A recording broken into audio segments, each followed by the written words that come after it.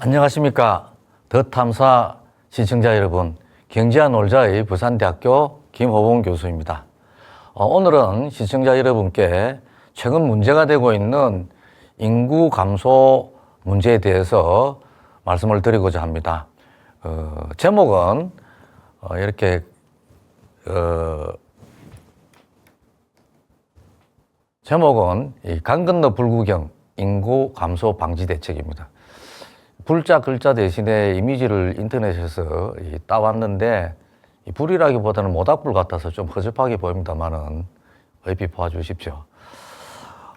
오늘 이 인구 문제를 말씀을 좀 드리기 전에 한 분을 좀 소개시켜 드리고자 합니다. 현존 인물은 아니고요. 영국 사람인데 14세기와 15세기에 걸쳐서 15세기와 16세기에 걸쳐서 사신 분입니다. 바로 유토피아를 저술을 했던 토마스 모어입니다. 여러분 어떻습니까? 이 얼굴 보니까 아주 성격이 좁비하게 생겼죠. 성격이 아주 칼칼하게 그렇게 생겨 있었습니다. 실제로 이분은 입 바른 소리, 올바른 소리를 하기로 유명을 했고요. 신랄한 언서로서 서민 사이에서도 상당히 인기가 있었습니다. 이분이 썼던 유명한 저서가 불후의 명저 유토피아죠. 흔히 우리는 유토피아를 패러다이스, 낙원, 천국 이렇게 알고 있는데 원래 그 뜻은 그게 아닙니다. 이 유토피아라고 하는 것은 유토포스라는 사람이 세운 나라라고 하고요. 결국 유토피아는 이 세상에 존재하지 않는 섬이라는 그런 뜻을 가지고 있다고 합니다. 어떤 면에서 본다면은 우리 인류가 추구하는 이상사회는 영원히 오지 않을 것이라고 하는 그런 시사성 있는 이런 책 제목인 것 같기도 하고요. 그러나 이와 같은 이상사회를 건설하려는 우리의 노력이 상당히 유의미하다고 할 수가 있겠습니다. 사실 토마스 모어는 헨리 8세 시대에 아주 뛰어난 정치가이자 사상가이자 문학자이자 또 정치인이었지만은 헨리 8세에게 1534년 반역죄를 선고받고 1535년에 재행됩니다. 이유는 헨리 8세가 그의 첫째 부인과 이혼하고 둘째인 부인이 되는 앤 볼린과 결혼하려고 하는 데 있었죠. 첫째 부인은 자기 형수였습니다. 그런데 이 당시에도 아들 선호 사상이 있어서 그랬던지 딸 하나를 놓고 아들을 놓지를 못했습니다. 그러니까 낳지를 못했죠. 그래서 첫 번째 이 딸이 메리 여왕이 되고요. 이 앤 볼린과 결혼을 하려고 하니까 이혼을 해야 되는데 당시에 로마 가톨릭의 독실한 신도였던 토마스 모어가 반대를 한 겁니다. 그래서 헨리 8세가 온갖 정성을 기울여서 설득을 하려고 했지만 끝까지 반대를 했던 것이죠. 그래서 결국은 처단을 하게 되는데 이 토마스 모어는 자기가 죽음에 처해서도 아주 당당했던 것 같아요. 여기 사진을 제가 그림인데요. 이거는 19세기에 그려진 그림입니다. 앞에 사진은 수염이 없는데 이 토마스 모어가 여기서는 지금 수염을 기르고 있죠. 나중에 수염으로서 상당히 유명했다고 하는데 죽기 전에 수염을 옆으로 이렇게 돌려서 도끼에 상하지 않도록 했다고 합니다. 떠도는 소문에는 이 사형집행이 뭐고 내 목은 쳐도 좋으나 내 수염은 다치지 말라는 그런 이야기를 했다고 하는데 사실인지는 모르겠습니다. 이 토마스 모어가 헨리 8세에게 한 이야기는 아주 이런 이야기가 있습니다. 왕은 백성에게 폐를 끼치지 말고 자신의 수입으로 살아가야 하고 그 수입에 맞춰 지출을 제한해야 한다. 다시 말하면은 나라 돈에 손대면 안 된다는 이야기죠. 왕이 좋아할 리가 없죠. 토마스 모어가 로마 가톨릭을 버리지 않았다는 면에서는 보수적이지만은 유토피아에서 보이는 그의 사상은 지금 봐도 매우 진보적입니다. 물론 이게 이 15세기, 16세기의 저서였기 때문에 노예를 인정한다든지 좀 가부장적인 사고방식이 들어가 있다든지 하는 측면에서 한계가 없는 것은 아닙니다만은 당시로서는 아주 획기적이고 진보적인 그런 사상이었다고 할 수가 있겠습니다. 토마스 모어가 이 책을 쓰게 된 배경은 사실은 영국의 경제사에서 굉장히 중요한 역사적 사건이 있죠. 바로 앵클로즈 무브먼트라고 하는 겁니다. 앵클로즈라고 하는 것은 울타리를 쌓는 것이죠. 그러니까 울타리 쌓기 운동입니다. 엔클로즈 무브먼트는. 이 당시에 많은 지주들과 차지 농업가들이 울타리를 쌓아서 양을 기르기 위해서 농민을 쫓아냅니다. 그렇게 쫓겨난 농민들은 불만을 가지고 반란을 일으키기도 하고요. 대부분 쫓겨난 농민들은 거지나 보랑아가 되거나 도둑이 되거나 강도가 되거나 그렇게 했습니다. 그래서 이들에게는 각한 처벌이 내려졌는데 길거리 돌아다니다가 잡히면은 매질을 당하고 또 이마에 낙인이 찍히거나 코나 귀가 잘리고 아주 심할 경우에는 사형까지도 당했습니다. 그러다 보니까 고아가 늘어나서 굶어 죽는 아이들도 많았고요. 그래서 이 이상사회를 염두에 둔 유토피아를 그리게 된 것입니다. 이 유토피아의 사회 구조에 관한 장면을 보게 되면요, 이 관청에서 시민들이 공동 식사를 하는 장면이 나와 있고요. 그 다음에 각 관청에서는 육아를 위한 각종 시설이 있습니다. 그리고 친모가 아이를 양육을 하는데 친모가 없을 때는 유모가 양육을 하도록 하고 있습니다. 또 5세 이하의 아동 육아실을 가지고 있으며 공동 식사를 하고 있죠. 다시 말하면은 국가 재정으로서 영유아를 기르는 그런 시스템이라고 할 수가 있습니다. 이 책을 제가 입대하기 전에 대학교 시절에 읽었는데 저 이렇게 생각했습니다. 이 뭐 유명하다 해서 책을 읽어보니까 이게 이 영감님 진짜 좀 이상한 말씀 하시네. 이렇게 생각을 했거든요. 그래서 지금 와서 가만 돌이켜보면은 우리 한국 사회에 내리는 경고 같습니다. 상당히 통찰력 있는 그런 이 내용을 저술을 하신 것 같고요. 또 이거보다 조금 앞에 있는 곳에서는 노동시간을 이렇게 이야기를 해요. 오전에 3시간, 오후에 3시간, 하루에 6시간 해야 된다. 뭐 하루에 6시간 하는 나라 없죠. 일일 노동시간 보통 8시간입니다. 얼마 전에 윤석열 대통령께서 법정 노동시간을 69시간으로 변경하자고 했는데 아마 토마스 모가 살았더라면은 윤석열 대통령에 대해서 어떤 입 바른 소리를 했을지 궁금합니다. 자, 이제 본격적으로 우리의 있던 인구 감소 대책에 대해서 좀 살펴보도록 하겠습니다. 여기 이 문장은 이런 거예요. 유토피아에 나오는 문장인데요. 이 지주들이 농민을 쫓아내지 않습니까? 그래서 이렇게 이야기를 합니다. 양은 처음에는 온순한 동물이고 먹이도 조금만 먹었지만은 지금은 아주 탐욕스럽고 사나워지기 시작해서 사람들과 농장과 집과 마을을 모조리 집어삼키고 초토화한다. 이런 이야기죠. 그래서 이처럼 빈부격차가 아주 커지는 세상에서 일종의 어떤 좀 평등한 세상, 이것을 이상사회로 그렸던 것입니다. 그래서 토마스 모를 공상적 사회주의자라고도 이야기를 합니다. 토마스 모가 무슨 당시에 소셜리즘을 알았을 리는 없고요. 나름대로는 아주 양순한 지식인의 어떤 양심으로서 빈부격차 문제를 해결하려고 하는 그런 안을 제시했던 거 아닌가 하는 생각을 하게 됩니다. 자, 이제 인구 동향에 대해서 좀 살펴보겠는데요. 우리나라의 인구가 지금 2020년 말, 12월 말을 기준으로 해서 2021년도, 2022년도 매년 한 20만 명 전으로 감소를 하고 있습니다. 그리고 2022년도에는 합계 출산율이 세계 최저인 0.78명으로 떨어졌습니다.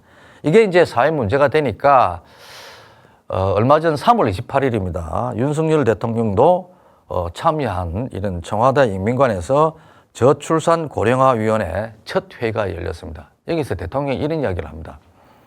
제일 중요한 건 국가가 우리 아이들을 확실하게 책임진다는 믿음과 신뢰를 국민들께 줄 수 있어야 한다는 것이다. 대통령께서는 확실하게 신뢰, 자유, 국민 이런 거를 굉장히 사랑하시고 좋아하시는 것 같아요. 뭐 좋은 일이라고 생각합니다. 두 번째로는 지난 15년간 종합계획을 만들고 280조라는 엄청난 예산을 들였는데 실패했다. 왜 실패했는지 원인을 제대로 파악해야 될 것 같다. 그래서 이 자리에서 제가 한번 파악해보고자 합니다.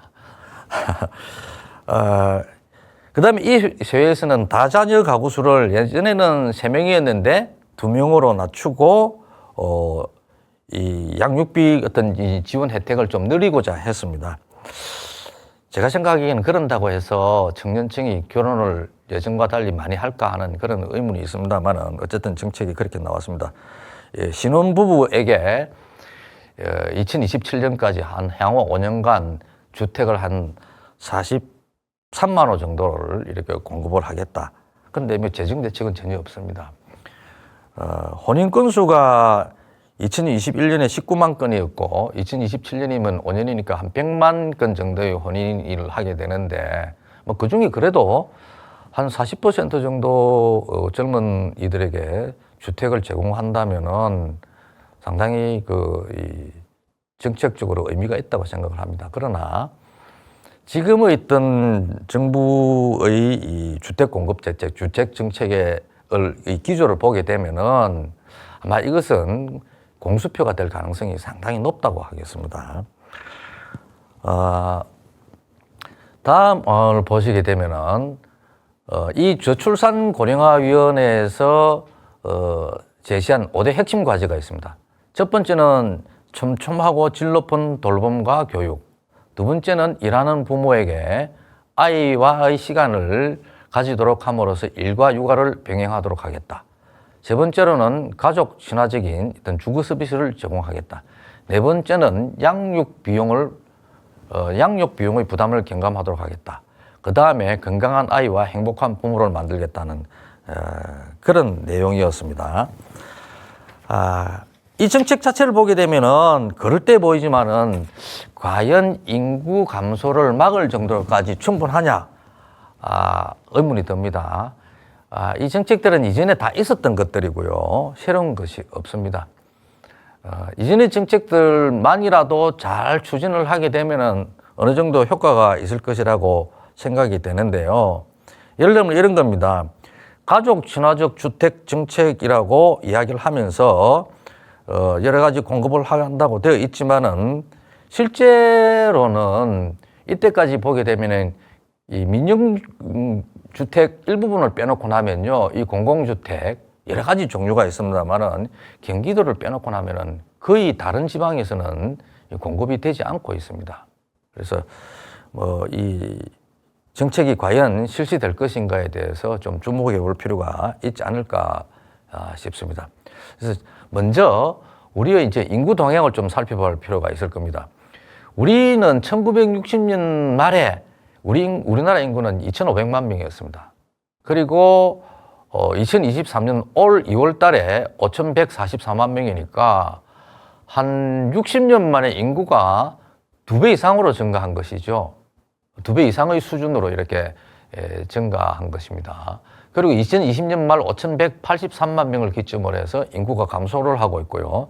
향후에 예상되는 바로는 장래 인구 추계에 따르게 되면은 이게는 중위 추계입니다. 그러니까 저위 추계, 중위 추계, 고위 추계가 있는데 중위 추계에 따르게 되면은 외국인을 포함해서 2070년이 되게 되면은 약 인구가 4천만 명 이하로 떨어지게 됩니다. 그러니까 3,766만 명이고요. 2020년의 최고점보다는 인구가 약 1,418만 명이 감소한 상태라고 할 수가 있겠습니다. 그래서 이렇게 인구가 크게 감소하고 있는데 사실 우리나라는 성공적으로 인구 감소 정책이 수행된 나라라고 할 수가 있습니다. 그러니까 이제 고도성장 단계에 들어갈 단계에 우리나라 정부에서는 인구 증가가 생산 자원을 낭비한다는 이런 이 사고방식 때문에 인구 증가를 상당히 억제를 했죠. 그래서 1960년대에는 세자녀 낳기 운동. 꿈 같은 이야기죠. 1970년대에는 두자녀 낳기 운동. 또 1980년대에는 한자녀 낳기 운동입니다. 그래서 이 1980년대 이 표를 하나 보게 되면은 잘 키운 딸 하나, 10 아들 안 부럽다. 그리고 또 예비군 훈련장에 제가 한번 지역 예비군에 한번 가본 적이 있는데요. 당일 훈련에서 이 예비군 군인 훈련원 사람들에게 이렇게 이야기를 합니다. 오늘 정관 수술하는 사람들에게 훈련을 면제시켜 주겠다. 그렇게 이야기를 하기도 했습니다. 그래서 뭐 수백 명 모인 사람 중에서 한 10명 정도 이 훈련 받기 싫으니까 수술하러 따라가는 사람도 있고요. 지금 생각하면은 아주 옛날 일이어서 좀 웃음이 나옵니다만은 정관 수술 같은 거 이런 거 자기 마음대로 해서는 안 되죠. 부인과 상의를 해야 되는데. 어쨌든 뭐 그랬던 적도 있고요. 1990년대가 되게 되면은 출산 억제 정책을 좀 완화시킵니다. 그리고 2000년대가 되게 되면은 출산 장려 정책으로 2000년대에 이제 들어와서 변화하게 되는데 아직까지도 그렇게 별로 효과를 보지 못하고 있습니다. 그래서 지금 인구의 있던 이 증가율을 보게 되면은 1960년도에 인구 증가율이 매년도에 2.97%입니다. 그러니까 한 3% 정도 되죠. 그런데 이게 계속 떨어지게 되면서 2020년도에는 0.18%고요. 2021년도 여기 2년 단위로 표시가 되어 있기 때문에 2021년이라고 하는 숫자는 보이지 않지만은 2021년도에는 마이너스 0.18%로서 인구가 감소하고 있습니다. 그래서 인구 증가율이 마이너스로 돌아섰죠. 이게 앞으로 계속되게 되면은 한 2040년도, 50년도 되게 되면은 인구 증가율이 마이너스 1%를 넘을 거라고 하는 그런 이 보고서도 있습니다. 그래서 이 인구가 이렇게 감소하면은 이게 도대체 왜 감소하는가 하는 것을 좀 이해할 필요가 있겠죠. 그래서 인구 감소 원인은 명확합니다. 하나는 이 출산율이 하락하는 것이죠. 두 번째로는 이 고령화가 진행되는 것이죠. 이 두 가지라 할 수 있겠는데 이 인구가 감소하는 원인을 이해를 하기 위해서는 한 두 가지 정도의 있던 개념을 이해를 할 필요가 있는 것으로 보입니다. 하나는 이제 우리들 여기 좀 시청자 여러분께서도 그 언론에서 많이 보셨겠습니다만 합계 출산율이라고 하는 이런 용어가 있습니다. 이 합계 출산율은 무엇이냐면은 여성 한 사람이 평생 동안 낳을 것으로 예상되는 아이의 숫자인데요. 이때 합계 출산율은 어떤 여성을 대상으로 해서 조사를 하느냐 하면 15세 이상 49세 이하의 여성입니다. 물론 50세 이상 되어서 요즘은 그 영양 상태가 좋아서 50세 이상 되는 여성들도 아이를 놓을 수는 있습니다만은 그건 굉장히 위험한 일이죠. 그래서 15세부터 49세 한 여성이 평생 동안 낳을 것으로 예상되는 아이의 수라고 할 수 있겠고요. 그 다음에 대체 출산율이라고 하는 게 있습니다.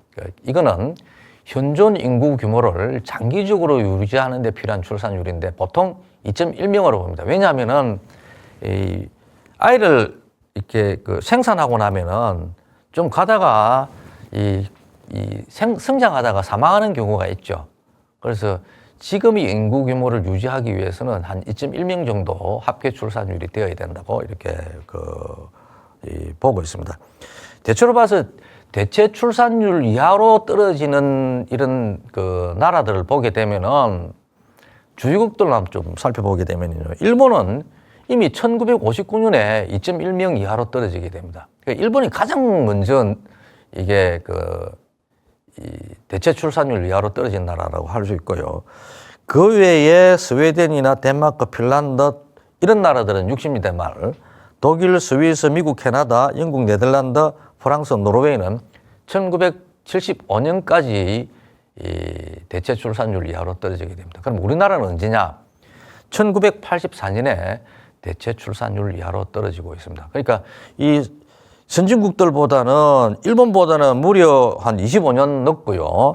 선진국들보다도 보통 한 10년 내지 한 15년 정도 늦게 대체 출산율 이하로 합계 출산율이 떨어졌다고 이렇게 할 수가 있겠습니다. 그렇지만은 이렇게 대체 출산율 이하로 떨어지고 난 이후에는 우리나라의 출산율이 급속하게 이제 하락하고 있는 것으로 보이는데요. 먼저 이 출산아 수를 좀 보시겠습니다. 여기 보게 되면은 1971년도에 출생아 수가 100만 명이 넘었습니다. 이게 이때까지만 하더라도 아직도 베이비붐 시대라고 할 수가 있겠죠. 그래서 100만 명이 넘었는데 이때 인구가 3천만 명 좀 넘을 때였거든요. 그런데 2021년이 되게 되면은 출생의 수가 26만 명입니다. 그러니까 이때는 인구가 우리가 5,100만 명이 넘을 때거든요. 그러니까 이게 이 출산율이 확 떨어져 버린 것이죠.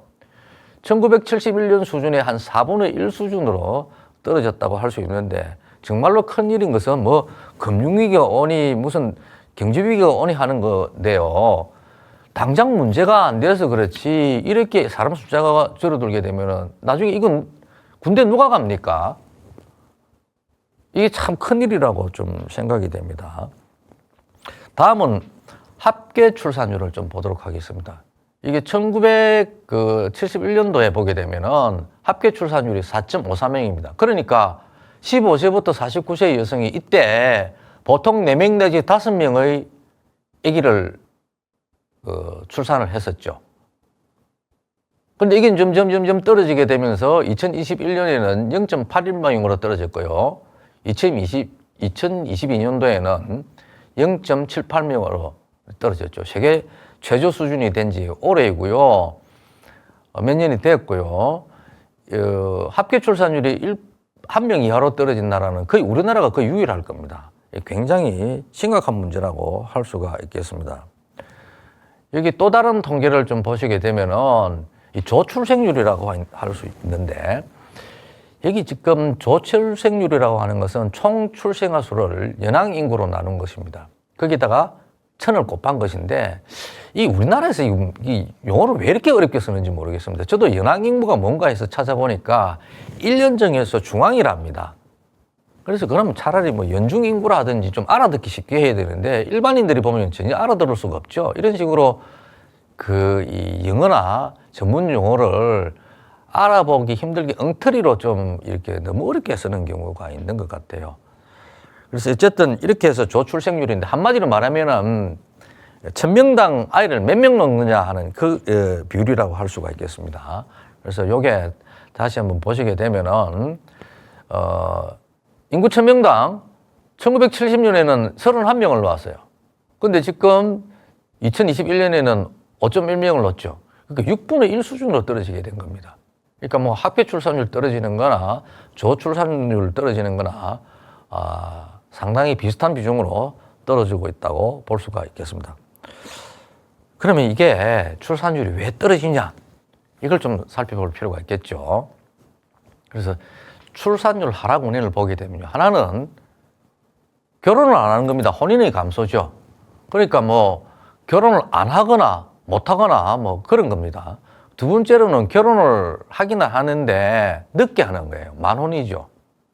결국 이렇게 결혼을 늦게 하게 되면은 여성의 가임 기간이 감소하게 됩니다. 임신할 수 있는 기간이 감소하게 되죠.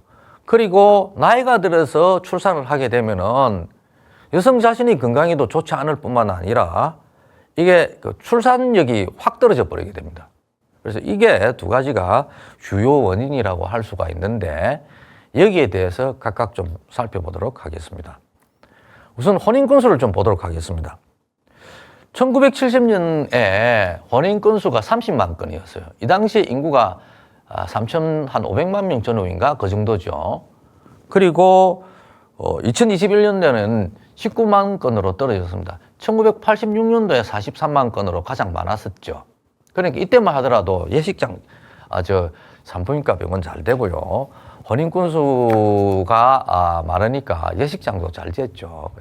예식장, 저도 이 부분에 조금 지나서 결혼을 했는데 예식장 잡기가 힘들어서 좀 늦게 했던 기억이 납니다. 근데 좀 이 농담 삼아 좀 드리기는 좀 그렇습니다만은 이게 그 인구가 감소하고 이 노령화율이 높아지게 되면은 사람들이 오래 살아서 장수를 하게 되죠. 그런데 장수를 언제까지 사람이 할 수 있는 건 아닙니다. 그래서 지나게 되면은 결국은 다 죽게 되죠. 또 안 죽어도 또 문제입니다. 근데 물론 개인적으로 오래 산다고 하는 것은 이 희망이지만은 결국 오래 가게 되면은 다 사망을 하게 되는데 지금으로부터 한 몇 년쯤 지나게 되면 이게 신생아 수보다 지금 이미 그렇습니다. 사망자 수가 늘어납니다. 그래서 제가 이런 이야기를 참 농담이라고 하기에는 좀 그런데 요즘 전부 다 의과대학 가려고 하지 않습니까? 의과대학 수능 성적이 제일 낮은 대학보다 공과대학의 제일 우수한 대학의 성적이 낮다고 하는 이런 자조 섞이는 소리가 나올 정도가 되는데 제가 이렇게 봤습니다. 머리 싸매가지고 의과대학 가서 산부인과 의사 할 생각하지 말고 차라리 부모 재산 있으면 그것 갖고 장례식장 하는 게 더 돈벌이 잘 되겠다 뭐 이렇게 이야기를 하기도 하는데 의사 선생님께 좀 죄송합니다만은 이게 뭐 의사도 굉장히 힘든 직업이고 이 천직이 아니고서는 할 수 없는 직업인데 이걸 단순히 돈벌이에 비추어서 좀 말씀드려서 좀 죄송스러운 생각입니다만은 그만큼 우리나라의 인구 감소 문제가 심각하다는 뜻으로 이렇게 드리겠습니다. 조금 전에 보았던 표도 보게 되면은 1970년도에 인구가 3,224만 명이었는데 21년에 인구가 5,174만 명이 되었으니까 1.6배로 는 겁니다. 그러면은 이 당시 이 혼인 건수 30만 건이 이 같은 비율로 증가하려면 어느 정도 돼야 되는가 하면 19만 건이 아니라 48만 건이 돼야 돼요. 그러니까 실제로 그 혼인 건수가 어느 정도 줄었냐 하면은 40% 수준으로 줄었으니까 60%가 감소한 겁니다. 그러니까 뭐 혼인 건수가 완전히 감소해버린 것이죠. 그 다음 표를 보게 되면은 조혼인율인데 이거는 1000명당 결혼 건수예요. 이게 1970년에 9.2건이었는데 지금은 3.8건으로 줄어들었습니다. 역시 이것도 한 3분의 1 조금 넘지만은 그 수준으로 줄어들었다고 볼 수가 있겠습니다. 이게 왜 이렇게 결혼하지 않을까요? 여기 조사한 보고서가 있습니다. 이것은 한국보건사회연구원에서 조사한 보고서인데요. 주요 원인이 크게 남자, 여자 조금 다르긴 하지만은 세 가지입니다. 그 미혼 남자가 왜 혼인하지 않느냐고 조사를 해봤더니 남자는 첫째 요인이 주거 불안정입니다. 집이 없는 거, 주택 문제가 심각한 것이죠. 실제로 그 예전이나 지금이나 결혼할 때 남자가 집을 마련해야 된다고 하는 이런 인식이 좀 널리 퍼져 있지 않습니까? 이런 것들을 그 MZ 세대들이나 젊은 남성들이, 청년층들이 상당히 부담을 안고 있는 겁니다. 두 번째로는 이제 불안정한 일자리죠. 28.8%고요. 세 번째로는 독신의 여유와 편안함입니다. 그럼 여성은 어떻느냐? 남성에서 세 번째를 차지하던 독신의 여유와 편안함이 여성이 오게 되면은 1위입니다. 31%죠. 두 번째는 불안정한 일자리이고 주거 불안정도 중은 25.5%인데 주거 불안정 역시 낮은 비율이 아니라고 할 수가 있겠습니다. 그러나 이걸 자세히 들여다보게 되면은 결국 남자도 주거 불안정한 일자리, 이거 다시 경제적인 문제입니다. 여성도 독신의 여유 및 편안함은 1위니까 빼더라도 불안정한 일자리와 주거 불안정은 50%를 넘죠. 역시 경제적인 어떤 문제가 혼인을 하지 못하는 가장 큰 이유라고 할 수가 있겠습니다. 근데 사실 여기서 우리가 보고 있는 독신의 여유 및 편안함이라고 하는 것들도 사실 경제적인 요인이라고 할 수가 있습니다. 이게 세 가지 전부 다 경제적인 요인인 것이죠. 다시 말해서 보게 되면 결혼하게 되면 여성들이 뭘 합니까? 독박 육아합니다. 혼자서 애 기르고 직장 다니고 해야 되죠. 이게 수포문 되라는 이야기입니다. 그럼 그렇게 하지 않으려면 어떻게 해야 됩니까? 전 국민이, 전 여성이 마음 놓고 직장에 나갈 수 있도록 보육 시스템을 마련해 줘야 되는 것이죠. 두 번째로는 경력 단절이에요. 제하고 지내던 교수님 정년퇴직을 하셨는데 저한테 이런 푸념을 늘어놓더라고요. 그분 따님이 말하면 누구라도 알 수 있는 우리나라 유수한 대기업의 직장인이었는데 결혼하고 나서 그냥 밑에 있는 직원이 다른 직장 옮긴다고 나갔는데 인력을 보충해 주지를 않더랍니다. 그래서 그거는 뭐 거의 집에도 가지 못하고 일할 정도로 이렇게 되었는데 나중에 임신을 하니까 완전히 견디지 못할 정도의 업무를 더 갖다 막혀가지고 결국은 직장을 그만두었다고 하더라고요. 이렇게 경력이 단절되고 나면은 나중에 올라갈 때 다시 직장을 찾으려 해도 나이 들어서 잘 찾아지겠습니까? 그러니까 좀 뭐 불안정한 이제 서비스업 같은 데 종사할 가능성이 높죠. 그 외에 이제 가족적 의무가 있긴 있습니다. 뭐 시댁하고의 관계라든지 이런 게 있긴 있지만은 어쨌든 이런 측면에서 본다면은 독신의 여유미 편안함이라고 하는 것도 사실 경제적인 요인이라고 할 수가 있습니다. 그래서 이런 것들을 좀 육아 남녀 평등이라든지 육아휴직의 사용에 관해서 사회적으로 이걸 좀 강제 의무적으로 좀 넣어야 되는 그런 필요성이 있다고 하겠습니다. 두 번째로 결혼을 하지, 출산율이 떨어지는 이유는 만혼이죠. 결혼을 늦게 하는 것입니다. 지금 여기 보게 되면은 우리나라의 그 젊은 세대 청년층의 초혼 연령인데요. 그게 맨 처음 결혼하는 겁니다. 뭐 그 외에도 요즘 뭐 재혼도 할 수 있고 삼혼도 할 수 있지 않습니까? 그런데 남편은 1990년에 28살쯤 되면 결혼을 했어요. 근데 지금 2021년이 되니까 33.4세가 돼서 결혼을 합니다. 아내는 24.8세 때 결혼을 했다가 2021년에는 33.1세 때 결혼을 합니다. 그러니까 1990년도만 하더라도 아내와 남편의 초혼 연령의 나이 차이가 한 3살 정도 났었죠. 근데 지금 어떻습니까?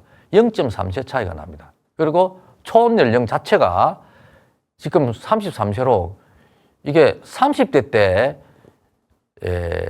이게 진행이 되고 있는가 하는 것이죠. 그래서 결국 이렇게 나이가 들어서 결혼을 하게 되면은 결국 출산 연령도 같이 올라가게 됩니다. 그래서 여기 어머니의 연령별 출산율을 1,000명당 출산화 수로서 이렇게 비교를 한 것인데요. 1993년에 1,000명당 출산화 수가 331명이었습니다. 그런데 2021년에는 160명으로 줄어들었죠.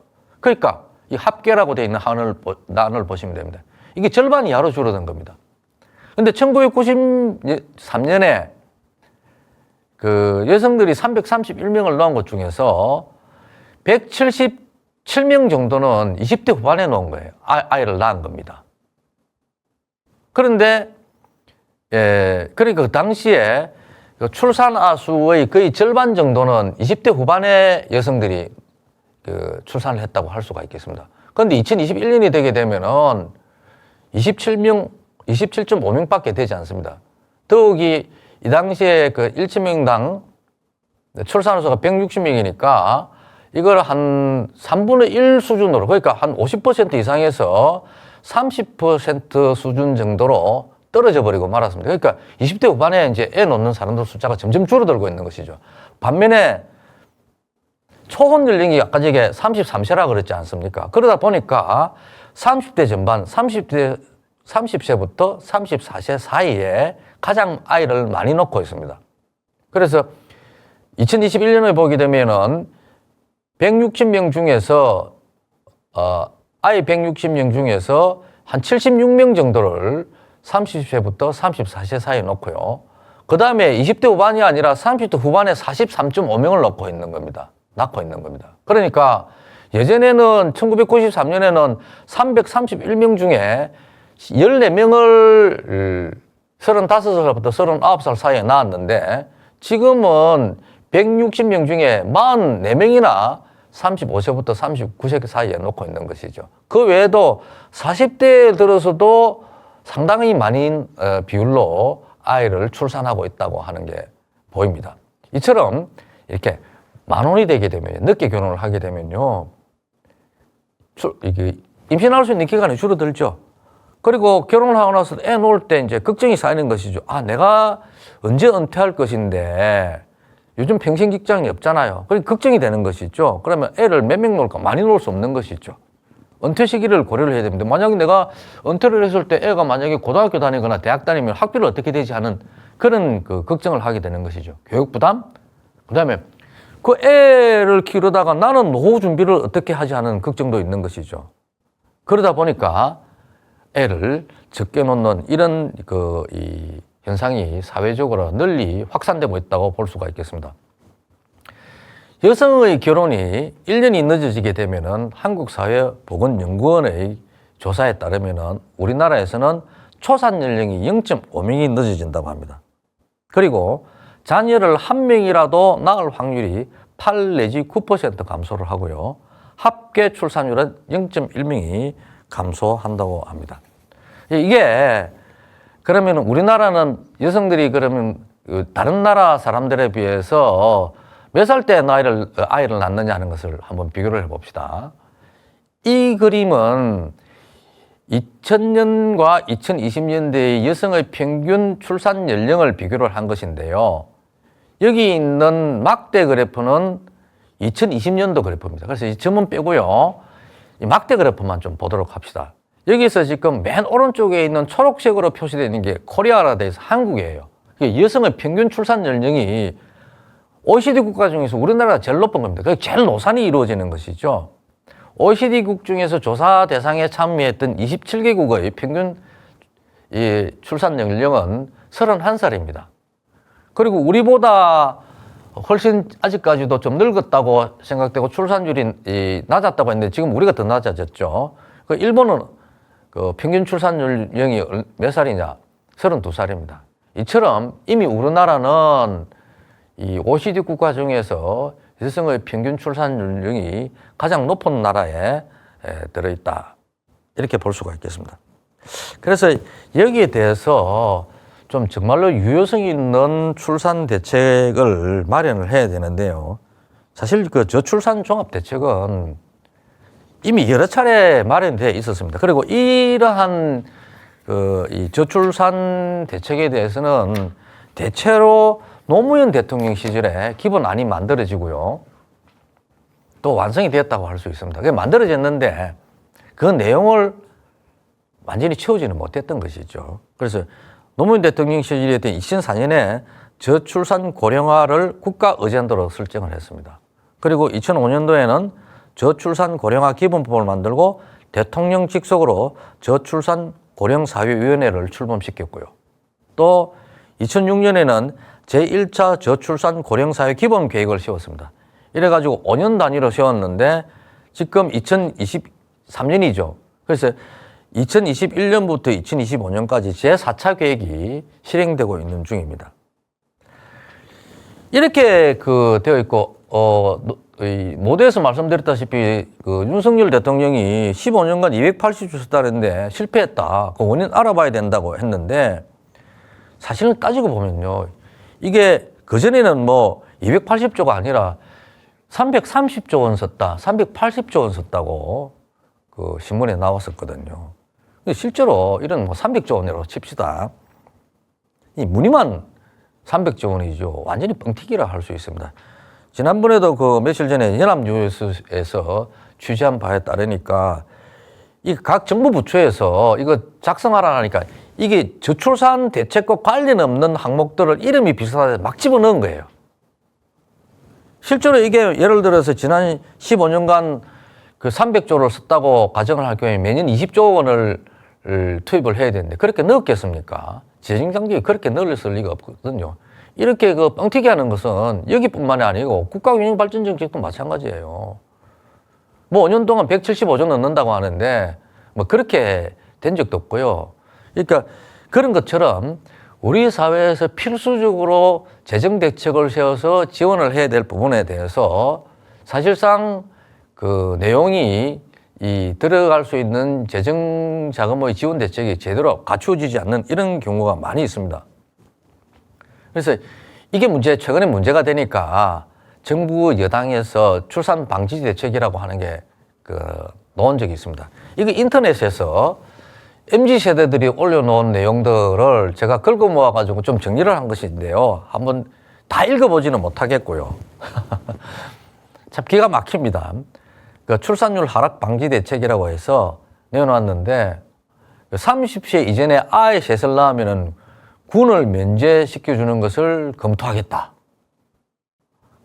그 다음에 내년부터는 아동수당을 100만 원을 추진하겠다 이랬는데 2030 청년층의 반응이 이런 겁니다. 야, 돈 많이 준다고 아이 낳는 동기가 되냐? 이 이야기는 집값이 엄청나게 올랐는데 돈 100만 원 줬는데 이거 100만 원도요. 다른 거 지원하던 거 빼고 100만 원 주겠다고 하는 거거든요. 그 다음에 애 낳는 게 군대 가는 것보다 더 어렵다. 개멍청하다. 모두 취준하는데 출산은 개뿔. 이렇게 돼 있고요. 여자가 애 낳는 기계냐. 뭐 좀, 이런 말씀 좀 드리기 좀 죄송스럽습니다만은 여성들을 비하하려고 하는 건 아닙니다. 그러니까 정책을 비판하는 것이죠. 그 다음에 그 애 3명 넘으면은 20대 때 애 3명 낳을 수 있는 사람이 누구겠습니까? 그러니까 고소득층이 군 면제 수단으로 악용할 가능성도 있다. 저는 고소득층이라 해도 30대 이하에서 애 3명 놓을 사람은 아무도 없다고 생각합니다. 저희 때나 그래 했지. 그렇지 않습니다. 그 다음에 이 젊은 나이에 독립해서 애 낳을 수 있는 사람이 몇이나 되냐. 30세 이전에 아이 3명 넣으면은 군 면제 받아도 아이 키워야 하는데 그러면은 자기 관리는 어떻게 하고 직장 어떻게 찾아하냐. 이런 이야기죠.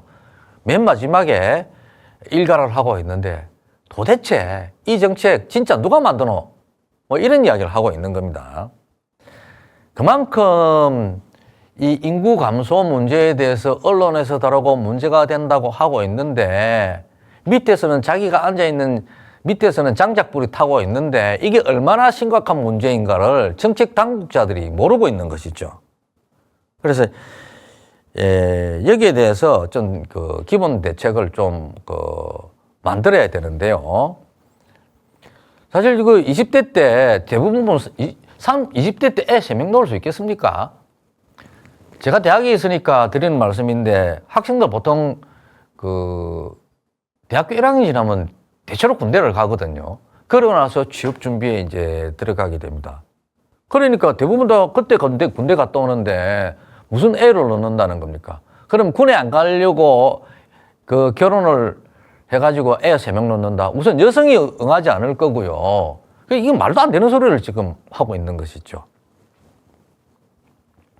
그래서 출산율 하락의 있던 이를 방지하기 위한 기본 대책은 결국은 아까 이야기했던 조금 전에 말씀드렸던 한국보건사회연구원의 이 조사 보고 결과를 상당히 심각하게 고려를 하고 참고를 해야 된다고 생각합니다. 결국은 못하는 이유, 결국 경제적 이유죠. 일자리 문제, 또 주거 불안 문제, 여유, 이것도 결국 경제적인 문제였음을 제가 말씀을 드렸습니다. 그래서 제일 중요한 것은 제가 생각하기에는 실질적인 주택 공급 정책이에요. 일자리 고용 문제, 이거는 사실 장기적인 과제로서 중소기업을 중견기업으로 육성한다든지 하는 이런 문제고 또 4차 산업혁명이 진행되고 있기 때문에 쉽게 좀 해결되지는 않은 문제입니다. 그러나 이 주거 불안 문제는요, 정부가 의지만 가지게 되면은 어느 정도 상당히 해소를 할 수 있는 그런 그 부분이라고 할 수가 있습니다. 실제로 작년에 부동산 열풍 속에서 영끌이라 그래가지고 빚을 내가지고 집을 샀지 않습니까? 지금 고금리 시대에 젊은 분들이 굉장히 고통을 겪고 있는데요. 이건 결국은 청년층이 주거 불안 문제에 대해서 얼마나 실망하고 어려워했던가 하는 것을 보여준다고 할 수가 있겠습니다. 그래서 청년층이 안착할 수 있는 주거 공간을 마련하고요. 양적 질적으로 만족할 수 있는 공공주택을 만들어서 공급을 해야 됩니다. 젊은 사람들이 싸게 들어갈 수 있도록 큰 비용을 부담하지 않고 들어갈 수 있도록 해야 되는데 제가 젊은이들에게 공공주택을 이야기를 하니까 아주 펄쩍 뛰는 겁니다. 거기 못 들어간다는 거예요. 그게 집이냐는 겁니다. 민영주택도 요즘 뭐 층간소음이라든지 옆집에 소리가 들리지 않습니까? 이 공공주택은 더하다는 겁니다. 그래서 이 공공주택, 임대주택이든 나중에 이제 그걸 매입을 할 수 있든지 간에 매입을 하는 주택이든지 간에 양적으로도 많이 공급을 해야 되고요.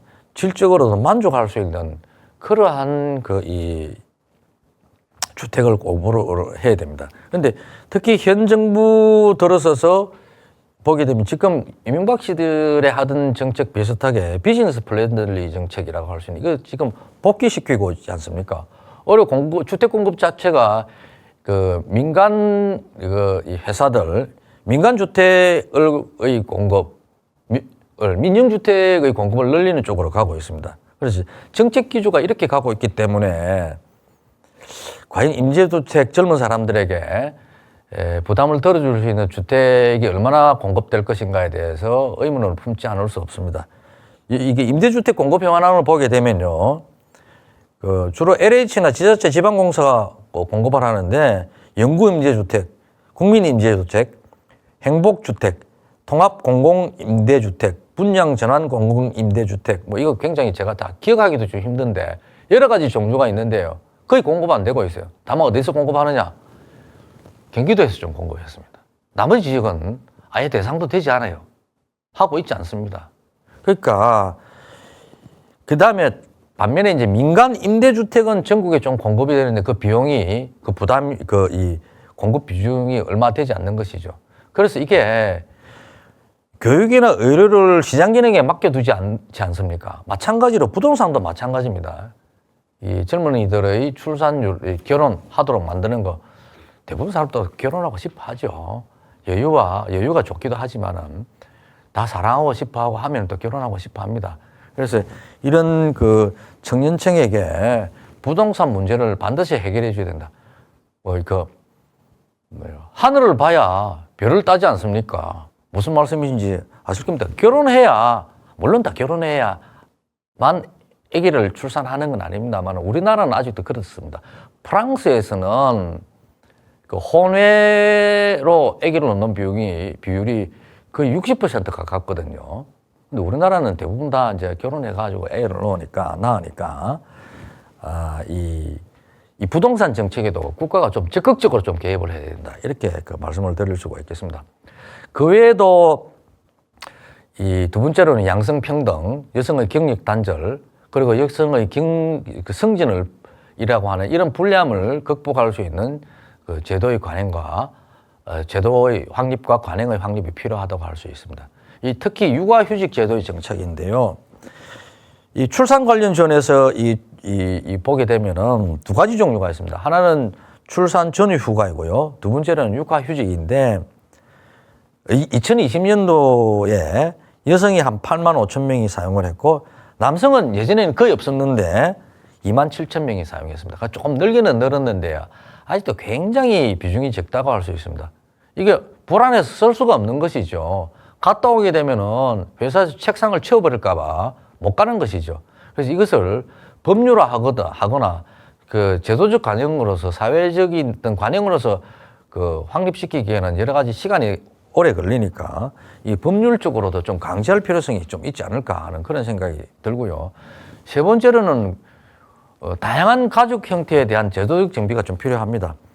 그 여성가족부 조사에 따르게 되면은 성인 남녀의 10명 중에서 6명은 가족의 범위를 확대해야 된다. 다시 말하면은 혼인을 해야만 가족이 아니라 사실혼이라든지 비혼이라든지 동거라든지 이런 것들도 다 가족으로 봐야 된다는 것이죠. 그래서 성인 남자가 이미 이 삼녀가 6명이 여기에 동의를 하고 있기 때문에 우리도 가족 형태에 대한 어떤 법적 제도적 정비를 먼저 선출을 해서 만들어 놔야 된다. 앞으로 우리 사회도 이런 쪽으로 갈 가능성이 상당히 높다고 할 수가 있습니다. 그다음에 네 번째로는 외국 인력을 좀 적극적으로 수용할 필요성이 있습니다. 한때 이제 외국인들이 들어오게 되면 우리 일자리 뺏는다고 이야기를 했지만은 대부분 이들 중에는 전문 인력이라기보다는 대부분 다 단순 노무직에 종사하는 그런 분들이 많아요. 그래서 2019년 말에 대체로 우리나라에 들어와 있는 외국 인력이 한 118만 명쯤 되는데요.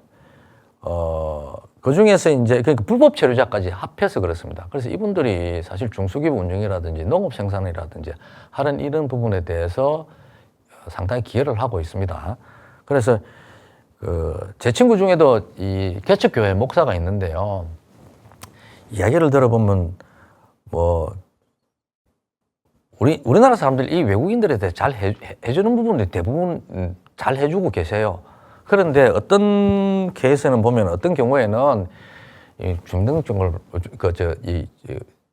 패스포트 여권을 받아가지고 돌려주지를 않는다든지 폭행을 한다든지 임금을 제대로 주지 않는다든지 하는 이런 일도 비일비재합니다. 그래서 이런 부분에 대한 일단 나쁜 습관, 관행은 없어져야 되겠고요. 그래서 외국인 노동자를 보호를 하고 인권을 존중해 주는 것, 이렇게 해야만 외국 인력들도 우리나라에 좀 들어오지 않을까, 좀 적극적으로 수용할 필요성이 있다고 좀 생각이 됩니다.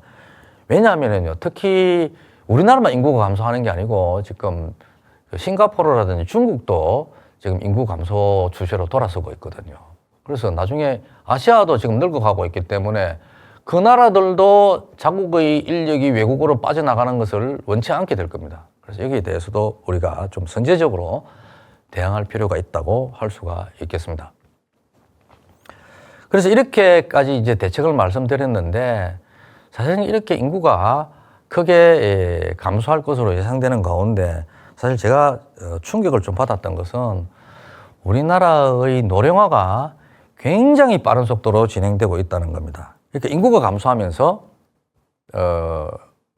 그러니까 출산율이 떨어지게 되면서 신생아 숫자가 줄어드는 것이죠. 그러니까 늙은 사람이 많아지게 되니까 노령화가 좀 높아지게 되고요. 그 다음에 지금 현존에 살고 있는 사람들이 자꾸 오래 사는 거예요. 개인적으로 오래 사는 것은 상당히 개인들의 모든 그 로망의 희망이죠. 그렇게 또 그렇게 건강하게 살아야 되고요. 그러나 전체적으로 보게 되면은 이렇게 그 장수 시대가 열리게 되면서 노령화가 더 빨라지게 됩니다. 그래서 우리의 어떤 노령화가 어느 정도 빨라지는가 하는 것을 좀 살펴봐야 되는데요. 기본적으로는 이제 출산율이 낮아지는 데서 벌어지는 현상이라고 생각을 할 수가 있겠습니다. 그래서 요거 그래프를 한번 보시게 되면은 1960년부터 1970년까지의 우리나라 전체 인구를 나이대별로 이렇게 보여주고 있는 것인데요. 맨 밑에 층에 있는 회색 색깔이 0세부터 14살까지의 유소년층입니다. 근데 이게 1960년보다 1970년에 더 적죠? 회색으로 된 거. 그러니까 여기 지금 유소년 인구가 1972년만 하더라도 1386만 명이었는데 이게 줄어들어가 2070년이 되면 282만 명밖에 안 되는 겁니다. 그 다음에 요 초록색, 연초록으로 표시된 이 부분이 사실상 생산 현장에서 노동할 수 있는 사람들인데 15세부터 64세까지를 보여주고 있는데 이 비율이 자꾸 줄어드는 것이죠. 그죠? 그러니까 생산 가능 인구가 노령화되고 있고 숫자가 줄어들고 있는 것이고, 반면에 빨간색으로 표시되고 있는, 적색으로 표시되고 있는 65세 이상의 인구가 아주 커지고 있습니다. 그래서 저기 회색 부분을 분모로 해서 빨간색 부분을 분자로 해가지고 하는 이 부분이, 그러니까 14살까지의 유소년층을 분해 65세 이상의 고령층, 이게 바로 노령화율입니다. 이 노령화율이 2070년쯤 되면요, 우리나라는 6.23명인가 그쯤 됩니다. 6.23명이란 말은 어떤 거냐 하면은 어린애 한 명에 65세 이상의 노인네가 6명이 넘는다는 이야기죠. 이게 참 심각한 문제라고 할 수가 있겠습니다. 그래서 이 고령화 속도를 좀 비교를 해보면요, 저기 프랑스 한번 보십시오. 프랑스가 이거 이제 전체 인구 중에서 65세 이상 인구가 7% 이상 되면은 고령화 사회라 부르고 있고요. 14% 이상이 되게 되면은 고령 사회로 부릅니다. 그리고 20% 이상이 되게 되면은 초고령 사회라고 부르는데요. 프랑스는 1864년에 이 19세기 중엽입니다. 이때 이미 고령화 사회가 된 겁니다. 그래가지고 고령 사회로 14% 이상으로 가는데, 요 오른쪽에 빨간 표시되어 있죠. 프랑스에 126년 걸렸습니다. 근데 우리나라는 몇 년 걸렸냐? 18년 걸린 것이죠. 그리고 2025년이 되면은 우리나라는 전체 인구의 20% 이상이 65세 이상 인구입니다. 그러니까 고령 사회로부터 초고령 사회로 도달하는데 겨우 7년 걸리죠. 그러니까 우리나라가 가장 빨리 늙어간다 하는 것을 보여주고 있습니다. 그래서 물론 우리나라만 이제 늙고 있는 건 아닙니다. 중국, 싱가포르, 태국, 말레이시아 정도 급속하게 이제 고령화가 진행되고 있는데요. 2000년대 이후에 이들 아시아 지역에서 생산 가능 인구, 특히 이제 동아시아라 할 수 있겠죠. 이 동남아시아하고 이런 지역에서 생산 가능 인구의 증가율이 감소하고 있습니다. 그래서 인터내셔널 마니터리 펀드라고 하는 IMF죠.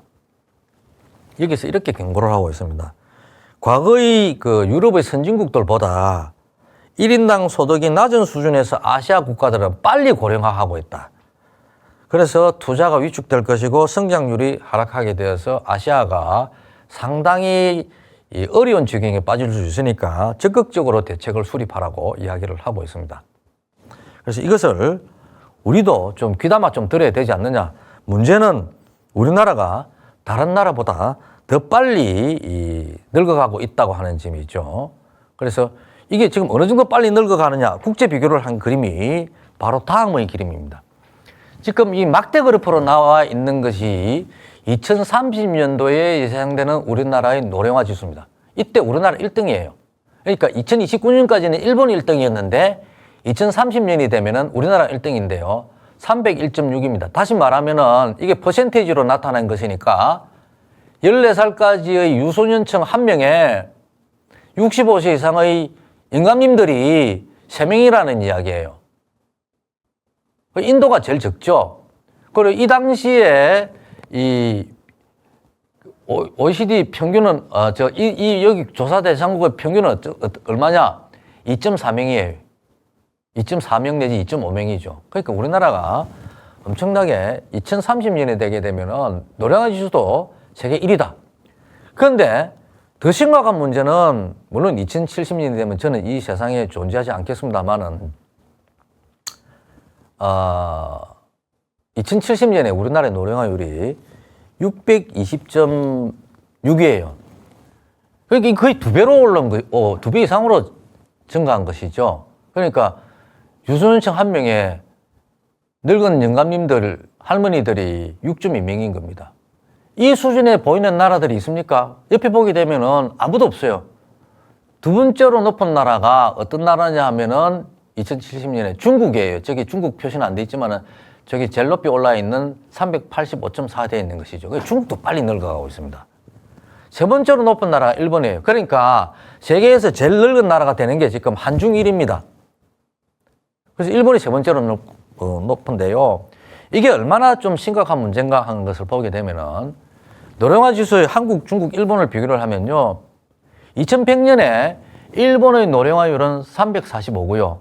중국은 420입니다. 그런데 우리나라는 2050년에 이미 456이죠. 그러니까 2050년의 한국의 노령화율은 2100년의 일본과 중국의 노령화율보다 훨씬 높습니다. 이 이야기는 어떤 이야기냐면은 한국이 일본이나 중국보다도 50년 이상 더 빨리 늙어가고 있다. 그런 이야기입니다. 그런데 이게 일본이나 중국이 만만치 않은 나라지 않습니까? 인구가 일본은 우리나라의 2.6배고요. 중국은 수십 배입니다. 이대로 놔둬가지고 정말 우리가 나라를 제대로 지킬 수 있겠느냐 걱정이 탁 되는데 더 심각한 것은 이 추계는 유엔에서 한 추계인데 2071년부터 한국의 추계치는 나오고 있지 않습니다. 그래서 처음에 이게 통계가 빠졌나 싶어서 보니까 아예 보이지 않아요. 이게 뭘 의미하는 거겠습니까? 추계를 포기한 것이죠. 하다가 안 되니까 한국은 추계를 포기한 것입니다. 그러니까 그 정도로 우리가 심각하다 이렇게 볼 수가 있겠습니다.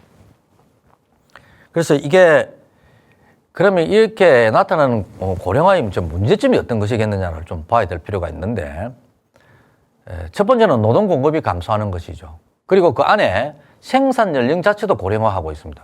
두 번째로는 재정 수지가 압박을 받게 되고요. 세 번째는 소비 시장이 축소하게 된다는 것인데요. 원래 인구 변화 과정을 보게 되면은 처음에 성장할 단계는 성장하기 전에는 다산다사예요. 많이 출생하고 많이 죽죠. 두 번째로는 다산소사입니다. 많이 놓는데 적게 죽죠. 그래서 인구가 막 늘어납니다. 그 다음에 마지막 단계에 가게 되면 어느 정도 경제가 선진화된 단계에 가게 되면 적게 낳고 적게 죽습니다. 이게 소산소사의 단계죠. 이런 단계로 가게 되는데 어쨌든 이렇게 가게 되는데 지금 우리나라는 이게 나중에 소산, 다사가 될 가능성이 있는 게 아니냐. 너무 심하게 되면은 이런 걱정이 들게 됩니다. 그래서 문제는 인구가 단순히 감소한다는 게 아니라 인구 구조가 변화한다는 점이죠. 그래서 여기에 그림을 보시게 되면은 이게 15세부터 64세 실제로 생산에 참여할 수 있는 사람들의 숫자를 매년도 그래프로 그린 겁니다. 실제로 우리나라에서 한 50대 중반 이상 되게 되면은 퇴사를 하는 경우가 많죠. 64세도 나이가 많은 겁니다. 그래도 이걸 뭐 포함시킨다 하더라도 1960년에 생산 가능 인구가 1370만 명이었습니다. 이때 인구가 2500만 명이라 하지 않았습니까? 그죠? 2016년에 3760만 명으로 증가했는데 2070년이 되게 되면은 1737만 명으로 다시 감소해요. 그러니까 이게 지금 생산 연령 자체가 엄청나게 노령화하고 있는 것이죠. 이 그래프를 보게 되면은 시청자 여러분께서는 이 하늘색 선을 보지 마시고 복잡하니까 빨간색 선만 봐주십시오. 이게 생산 가능 인구 중에서 지금 50세부터 64세가 차지하는 비중의 추이를 보여주고 있는데요. 1960년에는 이 생산 가능 인구 중에서 14.5%만 50세부터 64세까지 인구였는데 2070년이 되게 되면 40%가 됩니다. 그러니까 결국은 생산활동하고 경제활동하는 인구의 40%가 50세 이상의 이 늙은 사람들이라는 이야기죠. 그죠? 이렇게 아주 문제가 좀 심각하게 진행된다고 볼 수가 있고요. 그래서 노동 공급이 이렇게 감소하게 되면은 결국은 생산 연령 고령화도 나타나게 된다고 하는 점이고요. 그렇게 되면은 당연히 노동 생산성이 떨어지게 되겠죠. 인구가 감소하게 되면은 인간 이 개인들의 노동 생산성을 획기적으로 올리면 되겠지만 이게 잘 안 됩니다. 게다가 이게 사람들이 나이 들게 되면은 새로운 데 적응하기 힘들거든요. 그래서 노동 생산성도 떨어지게 되고요. 이렇게 된다고 하는 것이고, 두 번째로는 이제 재정 수지가 압박을 받게 되는 것이죠. 그래서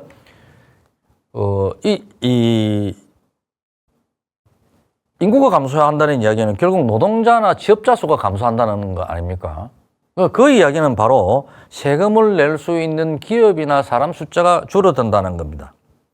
그래서 이게 결국은 생산에 참여하는 사람이 생산에 참여하지 않는 사람을 먹여 살려야 되는데 그 부담이 점점 커진다고 하는 것입니다. 이게 총부양 비율을 좀 제가 그려놓은 게 있는데, 이게 총부양 비율이라고 하는 것은 생산 가능 인구가 유소년 인구와 노년 인구를 부양해야 되는 그 비율입니다. 그래서 이게 1960년대 초는 88.8%입니다. 그냥 내 혼자 일하면은 다른 사람 0.9명을 먹여 살려야 했던 것이죠. 그런데 이때는 나왔습니다. 왜냐하면은 부양을 하기는 하는데 노년 인구는 별로 부양을 안 했죠. 그죠? 예전에는 환갑까지 살기가 생존하기가 쉽지 않아서 환갑잔치 했지 않습니까? 요즘 환갑잔치 누가 합니까? 가족끼리 모여가 간단한 기념식 하는 정도로 저녁 먹는 정도로 이렇게 때우지 않습니까? 그러니까 이 당시에는 주로 생산 가능 인구 청장년층들이 유소년 인구를 먹여 살렸던 거예요. 그래서 이 비율이 점점 떨어져서 2012년도에 36.2%까지 떨어졌는데 그 이후로 점점 증가해서 2070년에는 116.8%까지 올라갑니다. 이때는 유소년이 적어들고 생산에 참여하는 사람들이 결국 나이 많은 사람들을 다 먹여 살려야 되는 것이죠. 이렇게 되게 되면은 세금 내는 사람 숫자가 적으니까 당연히 국가로서는 재정 압박을 받게 될 것이라고 볼 수가 있습니다. 세 번째로는 소비시장이 축소하는 것이죠. 노년이 되게 되면 소득 수준이 줄어듭니다. 결국은 그동안 저축했던 거, 연금 받는 거 이런 걸로 까먹고 살아야 되고 이것도 부족하면은 가족에게 기댈 수밖에 없죠. 그래서 이 소비시장이 줄어들어서 성장률을 떨어뜨릴 가능성이 높다고 할 수가 있겠습니다.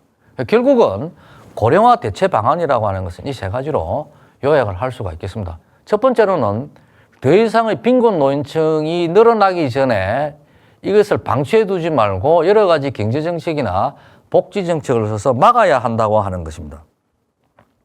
그러니까 이런 부분에서 국민연금이라든지 하는 이런 공적연금의 재정을 강화를 해야 되고요. 그 외에 공공복지나 사회적 서비스라든지 이런 걸 확대를 해야 되고 복지 사각지대를 해소해야 됩니다.